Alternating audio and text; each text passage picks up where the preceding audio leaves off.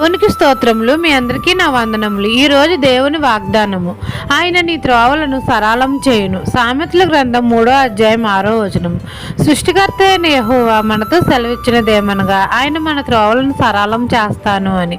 మన పూర్ణ హృదయంతో యెహోవా యందు నమ్మిక ఉంచాలి. మన తండ్రిని ఆత్మతోనూ సత్యంతోనూ ఆరాధించాలి. మనమందరము మన ప్రవర్తన అంతటి యందు తండ్రి అధికారమునకు ఒప్పుకోవాలి. అప్పుడు మన తండ్రి మన త్రోవలను సరళం చేస్తాడు. తండ్రికి చేతులెత్తి ఆయనకు కృతజ్ఞతాస్తుతులు చెల్లించాలి. అప్పుడు తండ్రి మన మార్గంను సరళం చేస్తాడు. మార్గంలో కాపాడుటకు తన దూతలకు ఆజ్ఞ ఇస్తాడు. మన మార్గమును మనం సురక్షితంగా నడుస్తాము. మన పాదం ఎప్పుడూ తొట్టిల్లదు. తండ్రి వాక్యం అనుసరించి నడుచుకున్నప్పుడు తండ్రి మన పాదములకు రాయి తగలకుండా దేవుని దూతలు తమ చేతుల మీద ఎత్తి పట్టుకుంటారు. మన మార్గాన్ని త్రోవలను సరళం చేస్తాడు. ఈ దిన వాగ్దానం మీ నా జీవితంలో నెరవేర